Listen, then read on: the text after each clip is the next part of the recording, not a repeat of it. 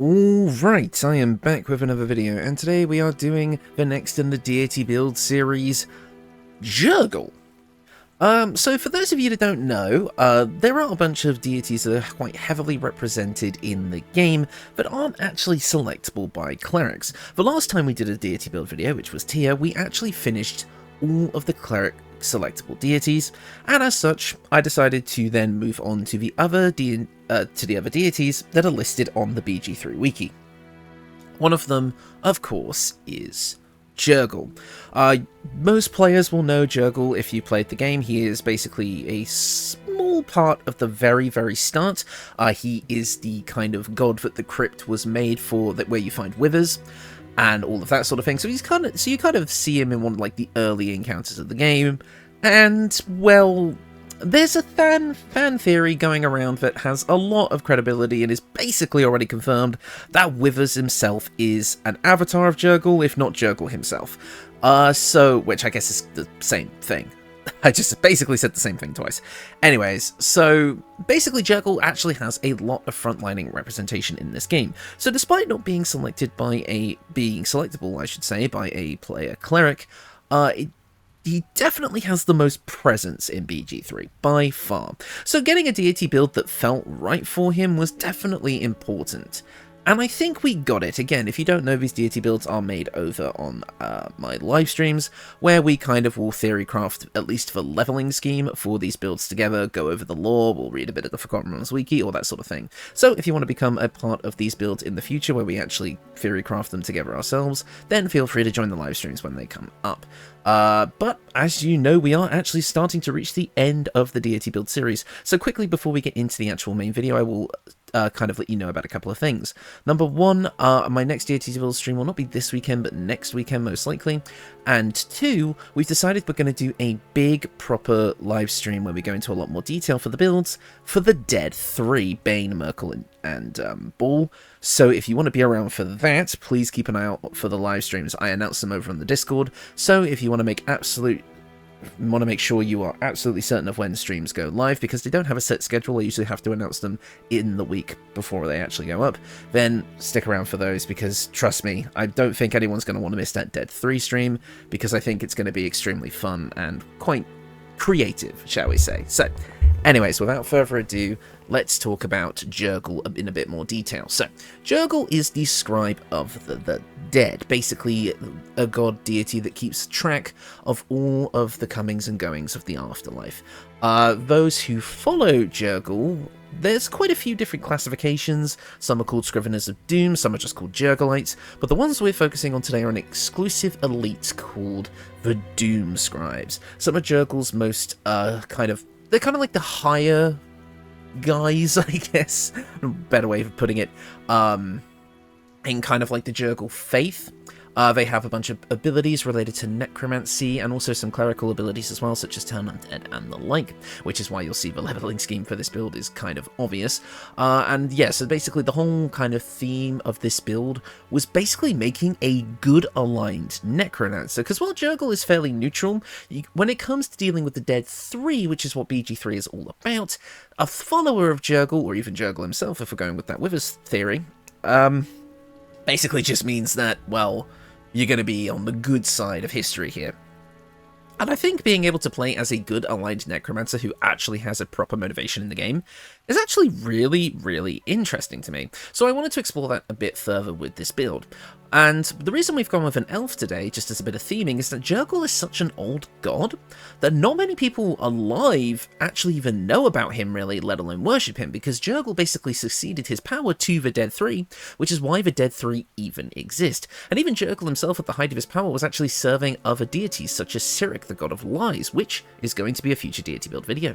So, interestingly enough, Jergal is kind of in this weird spot where technically he's not actually supposed to even be relevant anymore, but because of the events of BG3, he kind of comes back. So I feel like someone who is still a devout follower of Jergal and one who practices his teachings would be very old. So I'm talking an elf here, which already has a way longer lifespan than most mortals, and he's old.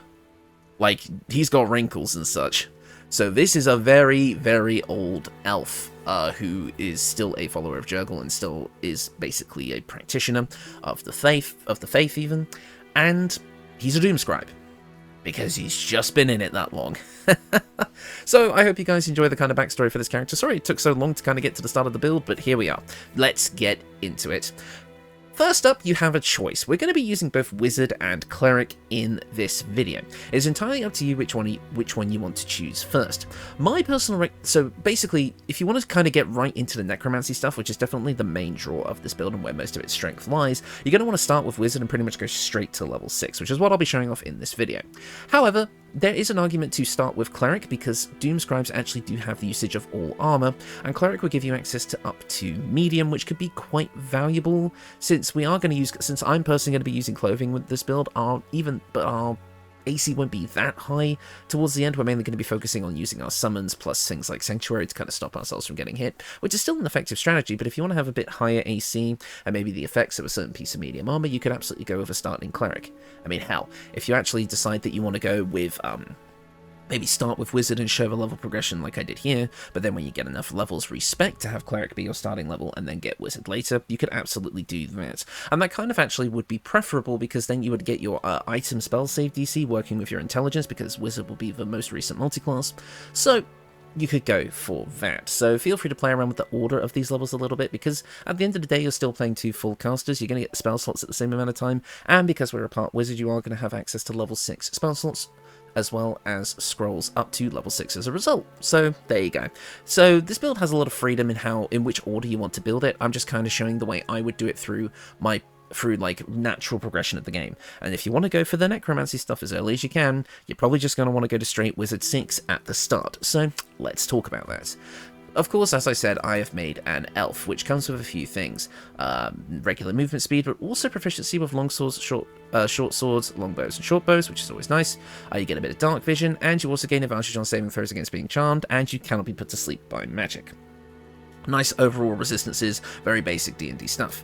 I went specifically for High Elf because that felt more appropriate to me than something like Wood Elf, also allowing us to get a High Elf cantrip, so we're going to pick up Friends, as it's kind of the most useful generic one. But since we are focused on intelligence, you can basically choose any like kind of cantrip you want, as it's basically an extra free wizard cantrip for us, which is nice. But I always go with Friends because you never know when it's going to be useful, especially when our charisma is pretty low. You want the best chances you can get. But you can choose a different one here if you so choose. These are your options.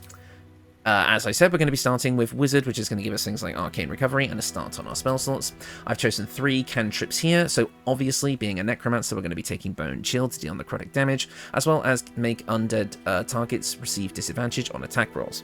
So another thing about Jergalites is they are, or I guess Doomscribes in specific here, they do kind of keep undead in check. Not to the same extent as the other deity builds that I've made that kind of revolve around dealing with undead, but rather Doomscribes kind of like do command undead, as well as even have the ability to become undead themselves when they die. Usually if Jergal deems you worthy, he will actually make you a mummy who can serve him basically ad infinitum. Which, now that I think about it, that's probably what Withers actually is. So there you go.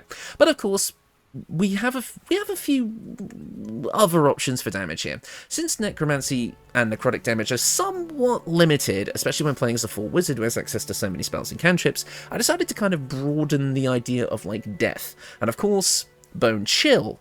Chill. The chill of death. Cold damage, Ray of Frost. This build is also going to focus on ice damage in a minor way, but because we're going to be taking quite a few ice spells there, you can take things that would give you access to like bonus status effects like Encrusted with Frost that work with ice damage and such like that if you so choose. As some of the equipment I've chosen for like the earlier game kind of reflects this as well. So this is going to focus on necrotic and cold damage, so I hope you enjoy that. Next up, Mage Hand. I feel like any wizard worth his salt would have Mage Hand. It's just an extremely useful spell and fun for flavour. Next up, our level 1 spells, and I've got a pretty standard wizard kit here with a little bit of a focus on grabbing those necromancy spells. Mage Armour, again, we are wearing clothing, so I wanted to pick this up, but again, you can change that if you like, if you're going for medium armour instead. Shield, best utility spell, one of the best defensive spells in the game. Ray of Sickness, our first big damage necromancy option other than Bone Chill, allowing us to deal poison damage and potentially poison a target, meaning that they suffer disadvantage on attack rolls and ability checks, which is actually a pretty massive debuff to inflict, and I've decided to play on that a bit more as we get into the equipment section. False Life, another Necromancy spell, mainly here just for flavour, but hey, 7 temporary HP can never hurt, might as well pick it up. Find Familiar. I've gone with Find Familiar because, well, again, wizards, familiars, all kind of comes out the same in the wash, and I kind of like the idea of this guy having a kind of corvid familiar, again, the kind of raven, so I wanted to go with that, but again, this is a pure flavour option, swap this out for something like Ice Knife if you so choose, but we will have an opportunity to pick that up later. And of course, always the wizard staple, Magic Missile, for that guaranteed force damage for when you need it. Since we're such a religious figure, I've gone for Acolyte as our background, giving us skill, proficiency in Insight and Religion. And now, on to the ability scores. We have Dexterity at 14 to give us at least some AC if you decide to go with Medium Armour, which is actually probably what I would personally recommend if you don't care as much about the flavour stuff and you just kind of want better AC. Then Dexterity at 14 is pretty good because that's the maximum that most Medium Armour would even give you, so works for me. Constitution and Intelligence were both at 16. I wanted a bit more HP since we are a wizard. We have that squishy lower hit die, but if you want more AC, feel free to swap Constitution and Dexterity around. Also, Con helps with our concentration saves, which is always nice. Intelligence is at 16 because it's our main spellcasting stat, and Wisdom is at 12 because we do need it for some Cleric stuff, but honestly we're mainly getting utility stuff from Cleric and we don't go as high in the levels with that one, but having that little bit of extra Wisdom isn't so bad. And again, if you wanted to do Ethel's Boon shenanigans and Mirror of Frost shenanigans, you can get your Wisdom way up higher by kind of min-maxing a few stats, but I'm trying not to include those kind of buffs in my builds anymore, so feel free to optimize this build as you see fit, but this is just kind of a nice build if you're not maybe too familiar with the game, you just kind of want to get an idea of what like a summoner necromancer build could look like. So Wisdom is going to stay at 12. We don't need it as high, but it's still nice to have it at this level for the saving throws, have a little bit of clericy stuff that we can do.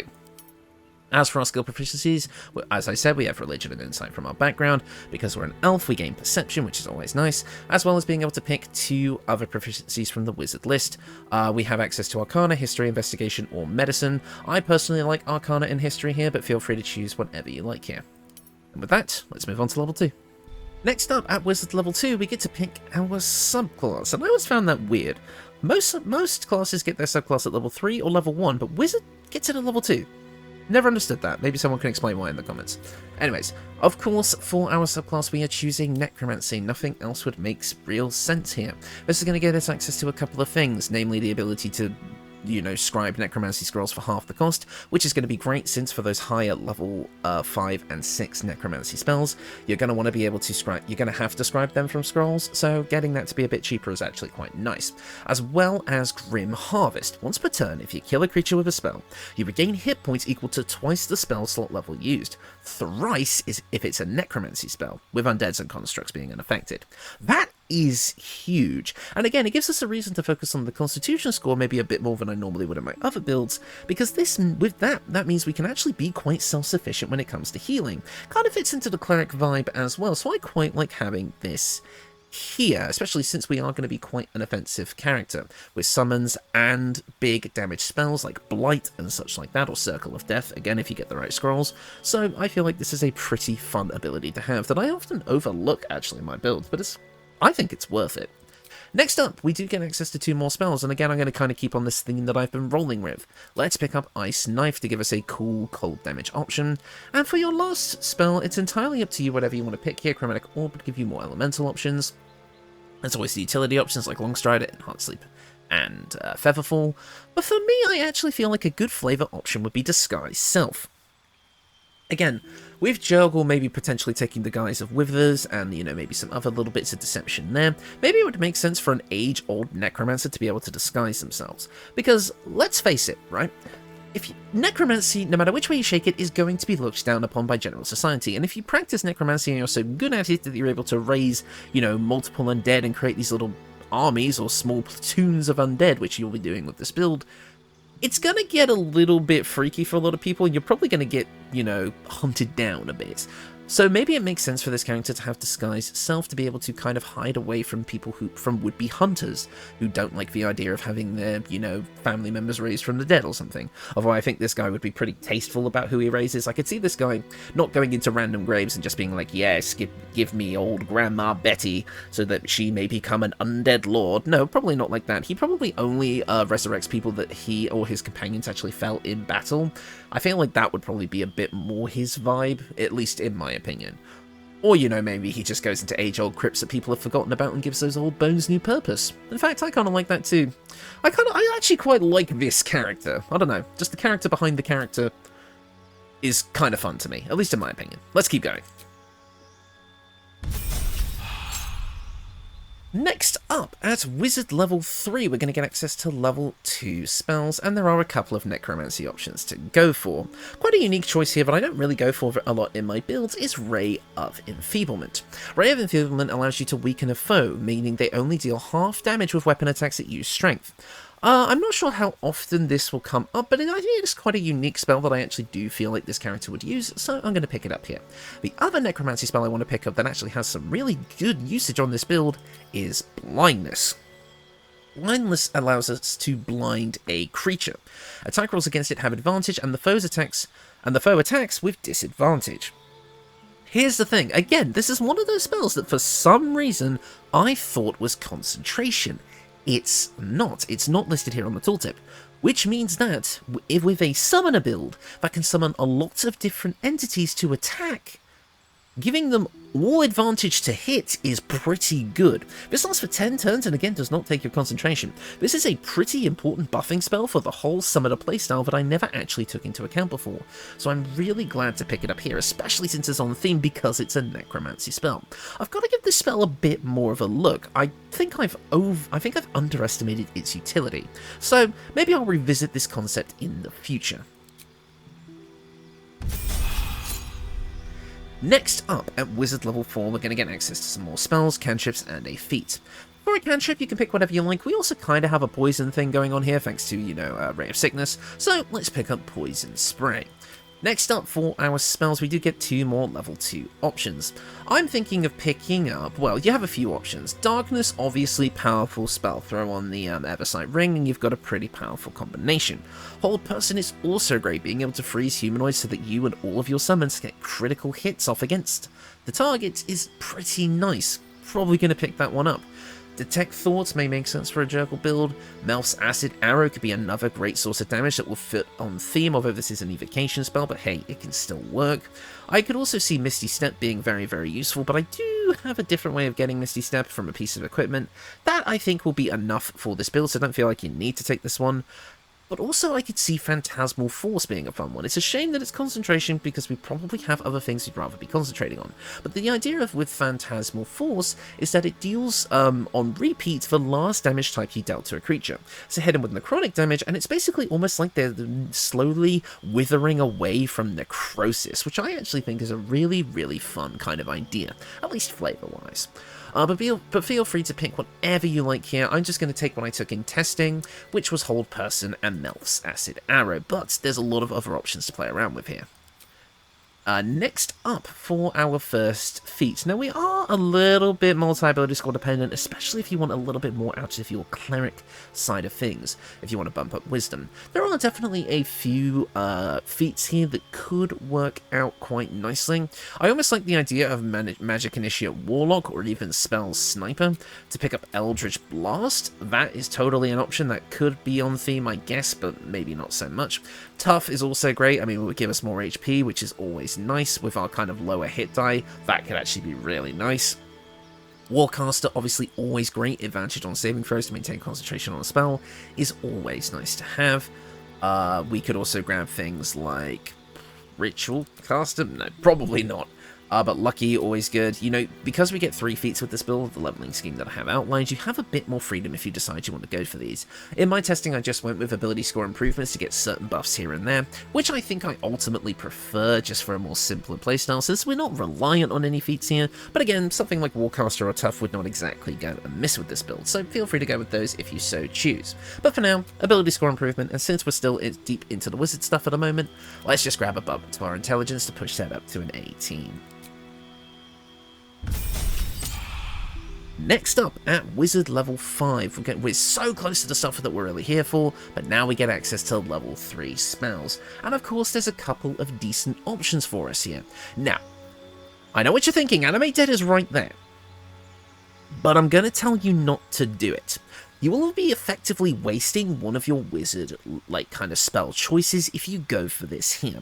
Unlike other spellcasters, wizards are prepared casters using the spellbook, so you can't actually replace, you know, spells that you learned previously with new ones. So, and since you can get Animate Dead either from a scroll or from a piece of equipment, guaranteed, that I'm going to show you off later, we also get Animate Dead for free at level 6. So if you want to maximize the amount of guaranteed spells that you can grab, don't pick up Animate Dead here, or at the very least, grab it on a respec later, or maybe grab it now and then respec later. So I'm going to ignore Animate Dead here and pick up 2 other spells that I think would be appropriate here.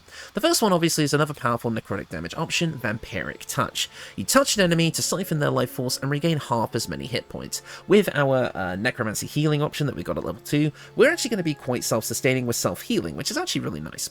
Touch an enemy to siphon their life force and regain half as many hit points. For 10 turns, you can use Vampiric Touch again without expending an additional spell slot, at the cost of your concentration. Overall, kind of a mess spell. I mean, don't get me wrong, it has its niches, especially on this build. It can actually be quite potent with that self-healing, but overall, again, you probably have stuff you want to be concentrating on more, such as our other option here, Bestow, Cursed, another necromancy spell. You curse a creature with your touch. The curse either bestows disadvantage on checks and saving throws or attacks, lets you deal additional damage to the target, or robs it of its actions. So basically you cast Bestow Curse and you get to choose kind of which curse you want to go with, and you can apply different debuffs. Again, focusing down on a boss enemy and letting your summons do the work on it can be pretty potent, so I quite like Bestow Curse here, again, thematically. But again, feel free to change up the spells however you like. There's obviously more powerful options here, but we'll get some of those in a minute. I've not looked at the prepare spells for a minute, and I think I'll focus on them again at the end of the build. Next up, Wizard level 6, something that we're really here for.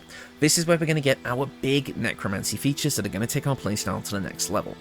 First up, we gain access to another level 3 spell slot, but also Undead Thralls. Whenever you cast Animate Dead, you can raise an additional corpse. So, basically, the way Animate Dead kind of works is if you cast it multiple times, you kind of lose the last undead that you had. They'll just kind of wither away.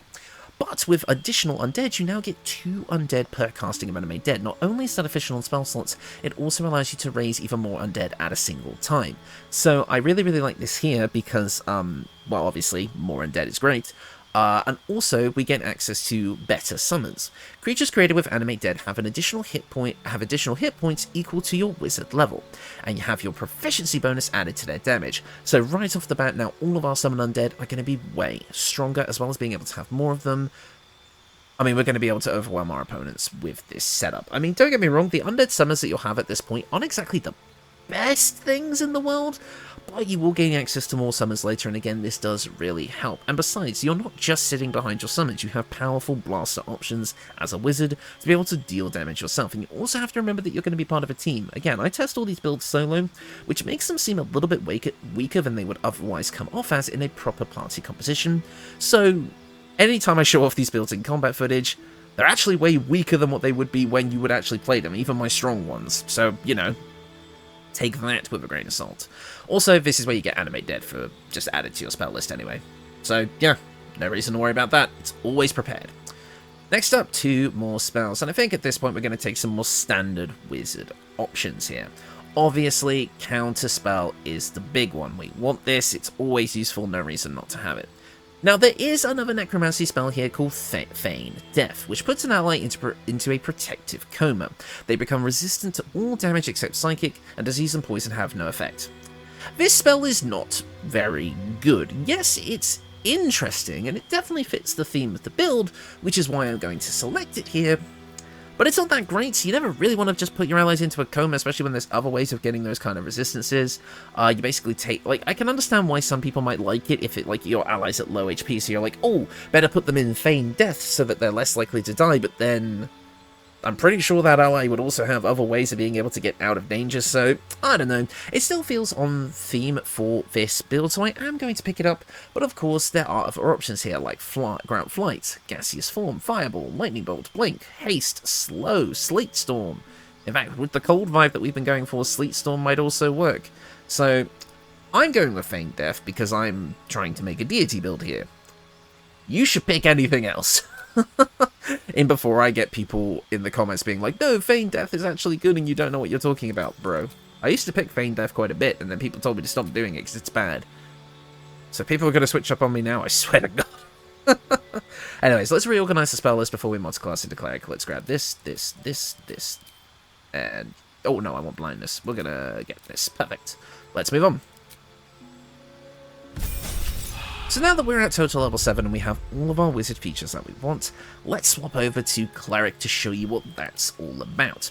Cleric is going to give us a bunch of things that we like, cantrips, namely the utility ones, such as Resistance, Guidance, and Thaumaturgy, as well as our subclass. Now, Jergal has 2 domains, Death and Knowledge, if I'm remembering correctly. And of course, we have knowledge in the game, so we're going to take it here. Knowledge is going to give us access to a couple of things like command and sleep, but not that much at level 1 compared to other classes. Now, of course, the big thing with these non-selectable deity builds is, like, up until now, with all the deity builds that have cleric, that have a selectable option as cleric, it was basically a requirement to take a 1 level dip of cleric in all of these builds to get the additional dialogue options.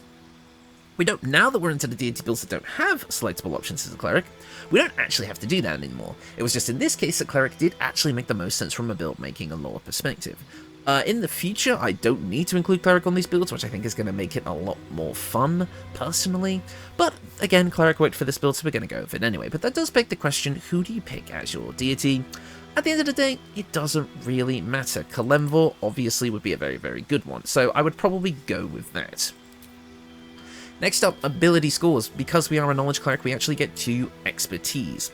So, you can choose 2. I'm personally going to be going with history and religion. In my opinion, that makes perfect sense. We are playing as an older character who is obviously very religious and would have an extensive knowledge of history.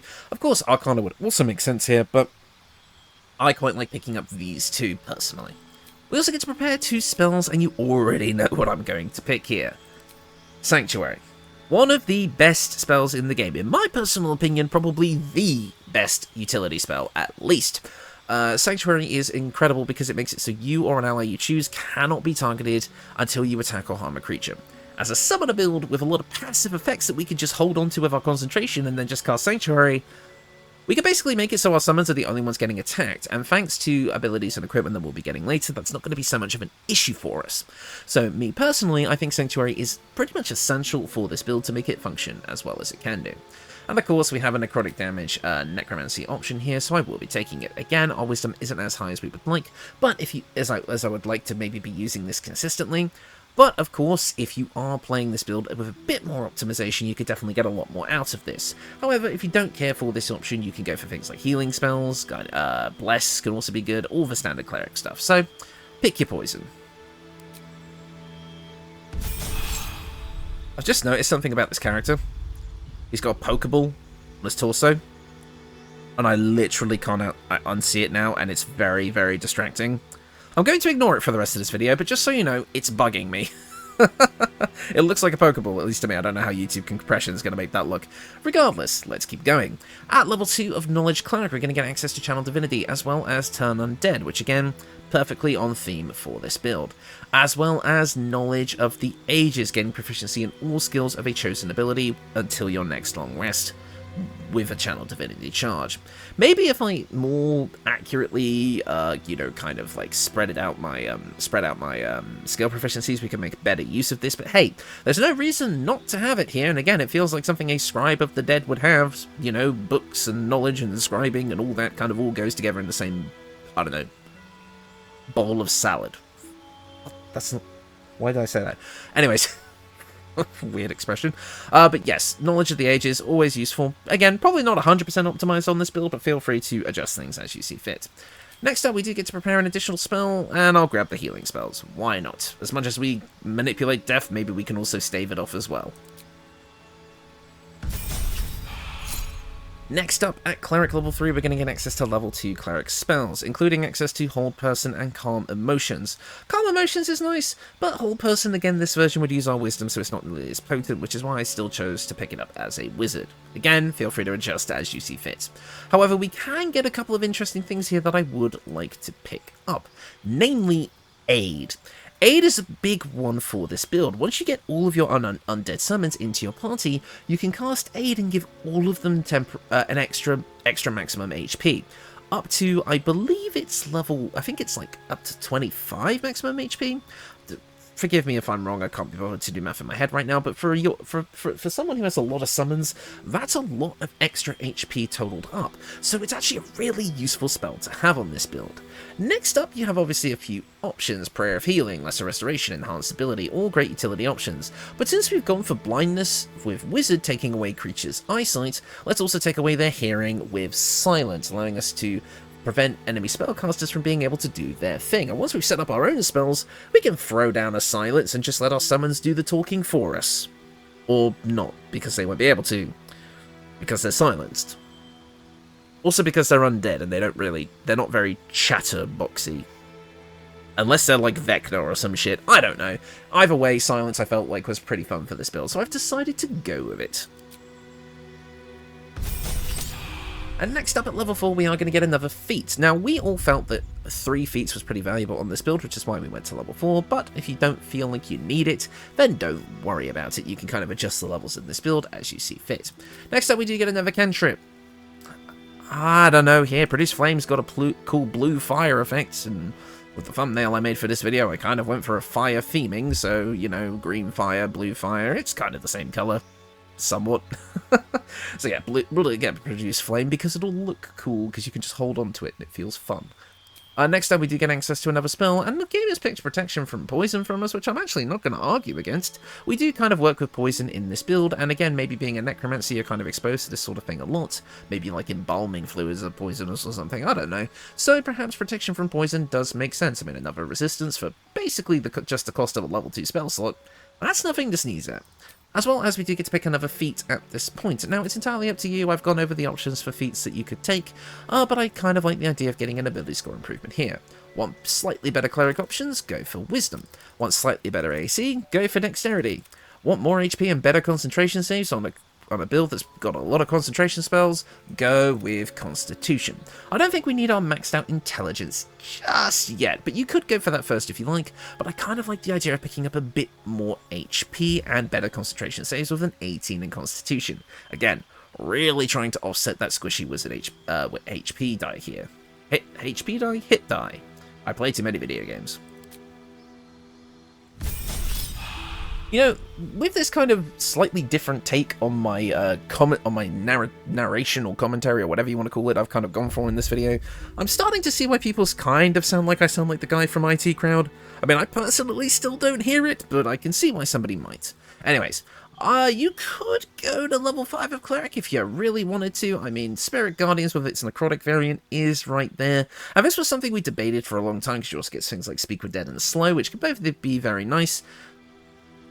But I didn't really think Spirit Guardians was enough to justify 5 levels in Cleric, dropping a feat, yada yada yada, and the multitude of work you'd have to do to kind of make these ability scores work in the meantime. So I decided to not go for it. You can if you like, but we as a collective decided, nah, maybe it's not worth it. So we're going to Wizard level 7, because this is going to get us level 4 spells, and I want Blight.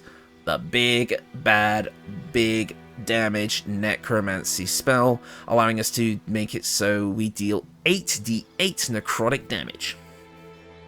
It's basically necromantic fireball on a single target. Really fun spell, really kind of cool to use. Definitely feels like a nice kind of capstone spell for us, so I quite like picking it up. As for your other spell option, it's kind of up to you what you want to pick. I could personally see you going for Conjure Minor Elemental here. While we wouldn't be getting the main Conjure Elemental spell, unless you grab a scroll, which you absolutely could do, which would allow you to summon, like, Earth Elementals, which I actually think look kind of cool with a build like this. My old Evil Dead build used them, and I think it worked out quite nicely.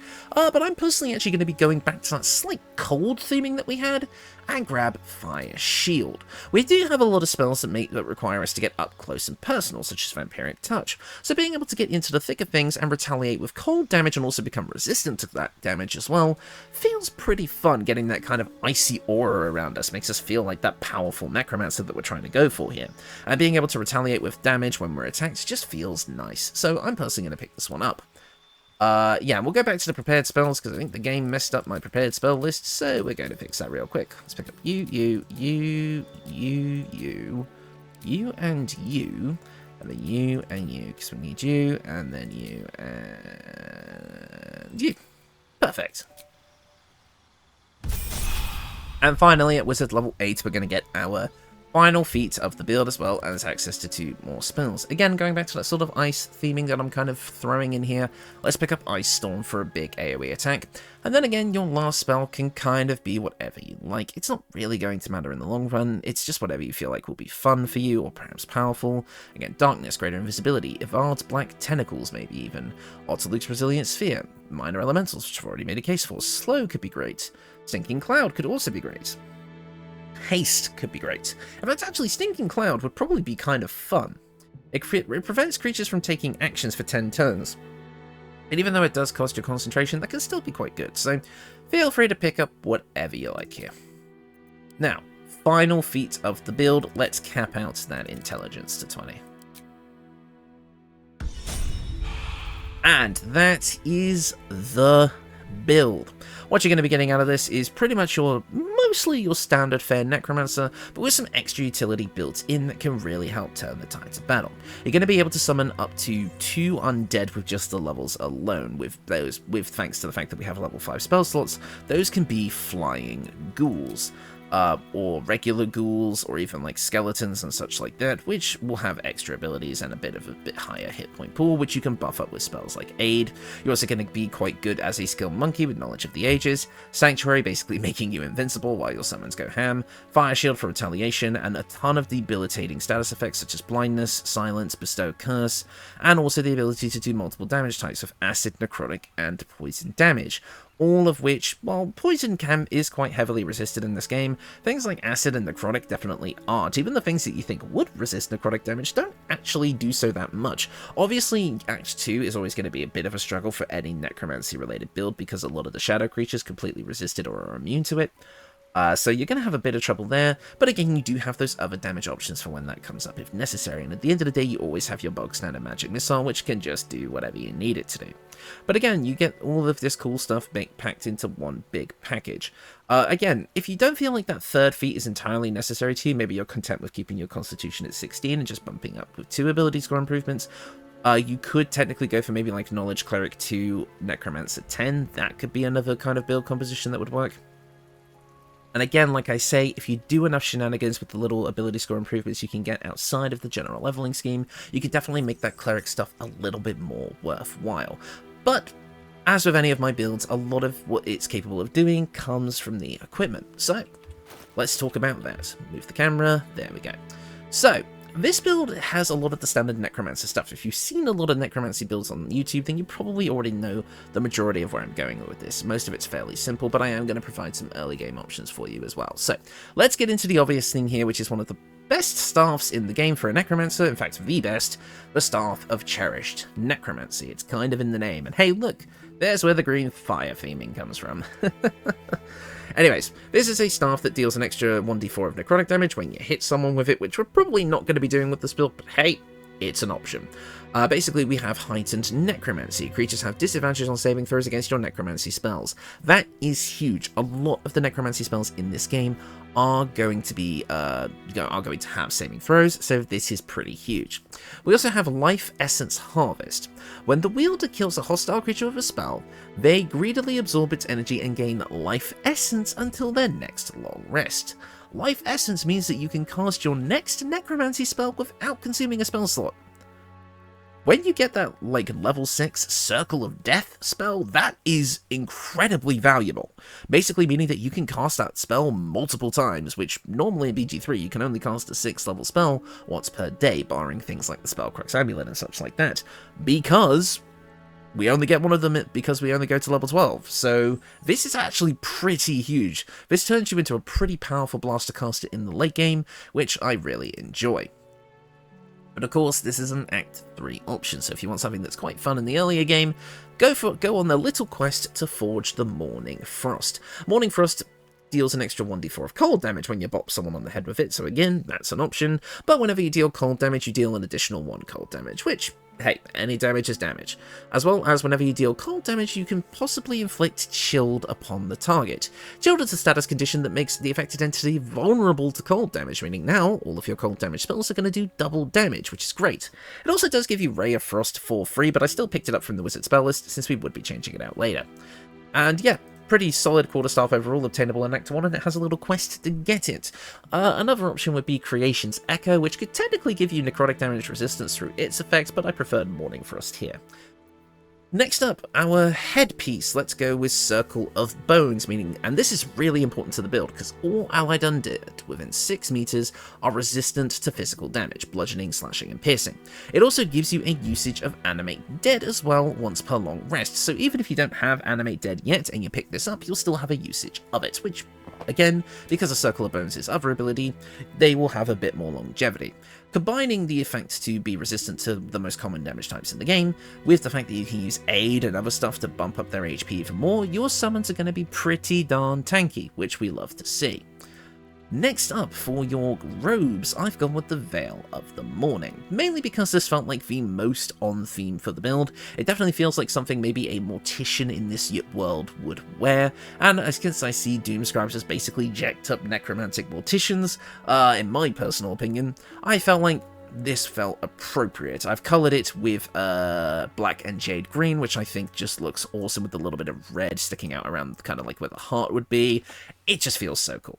The Veil of the Morning comes with a ability called Let the Undead Blanch with Fear. Undead have disadvantage on attack rolls against you, and you have advantage on saving throws against their actions and spells. It also gives you a usage of Turn Undead, which again, if you kind of went for that respec thing where you took Wizard after your starting level of Cleric, this would work off your intelligence, which means we get a pretty cool ability that's kind of cleric-y without needing to use our wisdom, which I felt was pretty cool.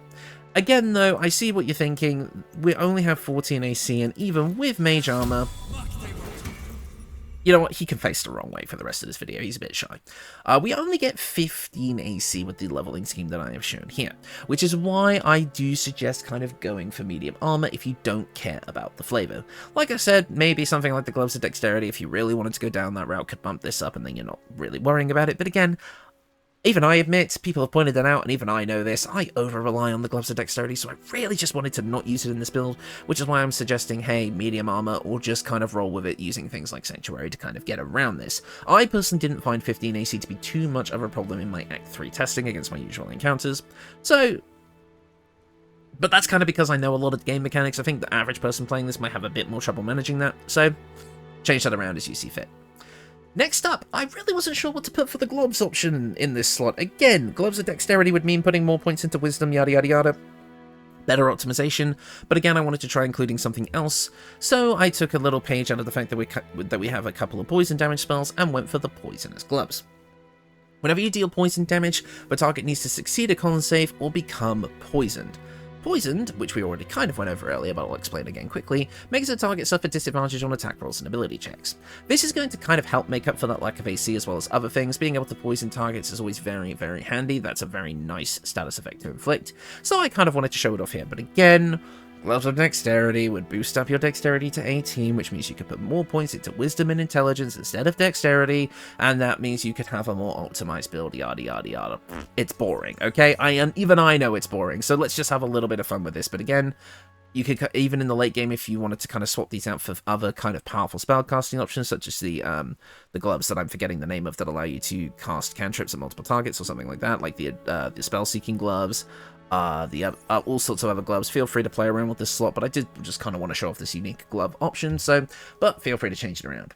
And finally, the Disintegrating Nightwalkers for our boots, like making it so we cannot be enwebbed, entangled, or ensnared, and cannot slip on grease or ice, and gives us a usage of Misty Step. Once per short rest. I feel like one usage of Misty Step per short rest is usually enough, especially for a Wizard Blaster caster / summoner build, who would basically, as soon as combat starts, want to just teleport away to somewhere where they're a bit safe. They can cast their ranged spells from afar, as well as being able to just let their summons do the groundwork for them. So I feel like just one usage of Misty Step should be enough, but feel free to play around with this slot again if you think there's something else you would like. Just be reminded that any of the armor that you choose here has to be within the not light or medium armor category in order to be able to use mage armor. But again, if you go for medium armor, that's not exactly going to matter. So Next up, let's get into the accessories. First up, the obvious choice here is the Amulet of Lost Voices. This is literally the amulet used by Jergal's following. It says so in the description. Here it mentions the Scriveners of Doom, but I'm calling this build the Doomscribe because it sounds cooler. The Amulet of Lost Voices will allow you to cast Speak with Dead once per long rest, but remember, you cast it on yourself and then you can use it as many times as you like, kind of until you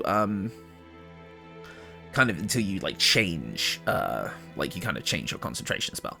So overall, I think it's quite nice, thematic. You get it literally from Withers himself, so I think it's worth using on this build. But if you don't care for that, especially since the fact that once you cast Speak with Dead, you and then you drop concentration on it, keeping the amulet on is kind of pointless, so here's another option you can swap into when necessary: the Spectator's Eyes. The Spectator's Eyes are going to give you a couple of on-theme necromancy spells, namely Wounding Ray, which is just a big little dollop of necrotic damage, and Ray of Fear, allowing you to frighten your target. They're just kind of there for flavour and fun, so, and the guys over in chat also recommended it, so there you go.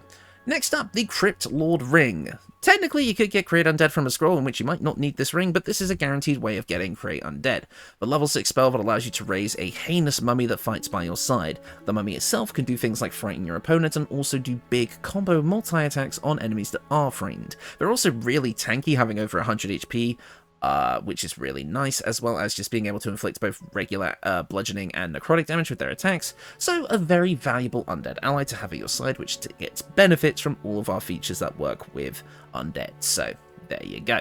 And finally, the Ring of Exalted Marrow. We literally steal this from Merkel because, hey, he was kind of a dick about it. So, this gives us two abilities. Number one, Extort the Risen, allowing you to basically use command, but on undead enemies, which is great. As well as Ghoulish Touch, which is another necromantic attack that can paralyze the target. Also, and this also works with heightened necromancy, so yay, that's fun. So we have a bunch of different options here for, clothing and accessories that all work with necromancy quite nicely. Again, there's room for optimization with this build, but I am presenting the build that I think is closest to the theme that we're going for here, and I think we've pretty much got it, but again, feel free to optimize things as you see fit. The only thing I did forget to mention that I just noticed is our early game robe option, which I've just gone for the Icebite robe, which will give you a flat resistance to cold damage, as well as the ability to cast Armour of Agathis once per long rest at level 3. So that's a decent earlier game option until you get the Veil or whatever armour you so choose. And with that, that is the build. Sorry that one kind of took a little bit longer. Even I felt like this video was a bit longer because I decided to go into immense detail again for some reason, kind of like I used to with my older videos. Don't know why. Anyways, glad to kind of be back on track with the Deity build series after the kind of mishap that happened last week with the Odin build suddenly having to be made, and then that whole thing. So I'm glad we got to get a small stream in this past weekend to get these couple of Deity builds ironed out.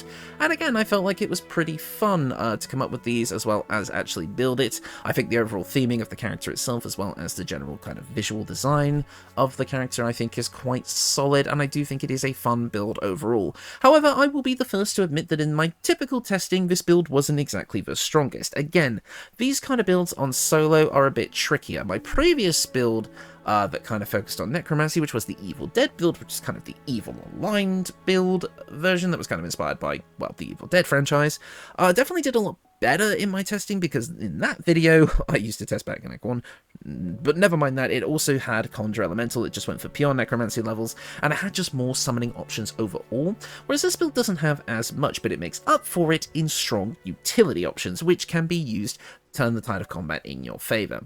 Because again, remember, any of these spells that we kind of use, like blindness and the such, to basically give our summons a better chance, are also going to give our other party members a better chance as well. So there's a ton of room to kind of play around with this setup. But in solo testing against typical Steel Watcher encounters and such like that, unfortunately this build was not as strong as the others I've kind of made. Don't get me wrong, it would have done the job, it would have just taken a lot longer, because the problem is with like testing against Steel Watcher specifically is they basically kind of counter everything that we do. While they don't have an explicit resistance to necrotic damage, they do have resistance to, non-magical bludgeoning, piercing, and slashing damage, which unfortunately our undead summons do. They do non-magical bludgeoning, piercing, and slashing damage, so getting them to whittle down a Steel Watcher just takes a very long time. Against other humanoid enemies, they do really well. Basically anything other than Steel Watchers, they will do very well against. And with the ability to constantly take down humanoids and then re-summon more as the fight goes on, so in a longer fight with more minions, you basically have an endless supply of summons. The build can snowball pretty quickly. So, and that always feels extremely fun to do. However, I do see that this build has some weaknesses. Like I say, the Cleric side of things I think is being underutilized with this setup, which I said, optimize as you see fit. I just have to change things up because I just have to, because I've done nearly 200 builds at this point, and they're all blurring together. So I wanted to do things a little bit differently this time, and again, I feel like, but again, I don't think this build is bad, not even in the slightest. I think it is a very, very solid option, but it just has some room for optimization, which you can do in your own time. But again, when I make these Deity builds, I don't care about optimization, I care about lore, and if you want optimized builds that do a fucktillion of damage, there's plenty of other channels out there that are doing all of that, so go check those guys out. But for now, I'm happy with what this build is. Again, the Deity builds have always just been about just getting as close to, you know, the Deity as I can, except for when that wasn't the case in the very early videos where I was young and carefree and stupid and didn't do my research, which I was rightly criticized for. Fun fact, the Dancer of Dry, right, my most popular video ever, did not do a dollop of research on that Deity, and yet somehow I managed to nail it. Like, that was weird. I just kind of said a bunch of things that I felt like sounded right because I knew that Alistray had sword dancers just because of the icon of the Deity in game, and somehow I managed to nail the concept pretty well. I did miss some of the finer lore details which people pointed out to me, but hey, I'll take second place. But yeah, not much else really to say about this build itself. Like I say, it has its strengths, it has its weaknesses. If you play it in a proper team comp, you'll do absolutely fine. Maybe not honor mode ready, but who knows. In fact, I always find that Necromancers tend to be much more powerful if you actually have multiple Necromancers. Because again, you kind of build up that massive army of undead, and if you get enough of the kind of right equipment on each of the builds, you can really kind of boost up everything. Like, if for example, I didn't use it on this build, but if you had another build that had the Abyss Beckoners, that could also work. Abyss Beckoners plus Sanctuary is a pretty nasty combo in of its own right. So yeah, there's also that option to you as well if you decide to go with that. But yeah. There's not much else really for me to say here, so I think I'll cut it off rather than rambling. I'm sure the combat footage is done by now. Oh, I will quickly touch on the combat footage. Obviously, I'm fighting against ball list assassins and all that in this combat footage. Again, the combat footage that I could have shown against the Steel Watchers would have worked, but again, it was so slow that it would have just, like, kind of made things very boring. Just because, again, while the build could definitely take the Steel Watchers down, it would just take forever. So, I decided to show off a more thematic approach, similar to Wednesday's Alan Wake build, which... that build happened. So, and so I decided to show off, like, a thematic approach, because, of course, Jergal Cleric is going to want to take down the corrupt ball lists. So, yeah. I felt like it was a pretty fun encounter that really showed off what the build can do. I think, like, again, Necromancer builds, rather than... while they can be really good at taking down single bosses, I actually do think they shine in encounters with a lot of enemies, especially humanoids. I could see Necromancers being very fun to use in that one Shah fight. The Shah clergy fight, or whatever it's called. Anyways, I've gone on multiple different tangents here, so I'm just going to stop. Thank you all so much for watching, and I will see you all next time.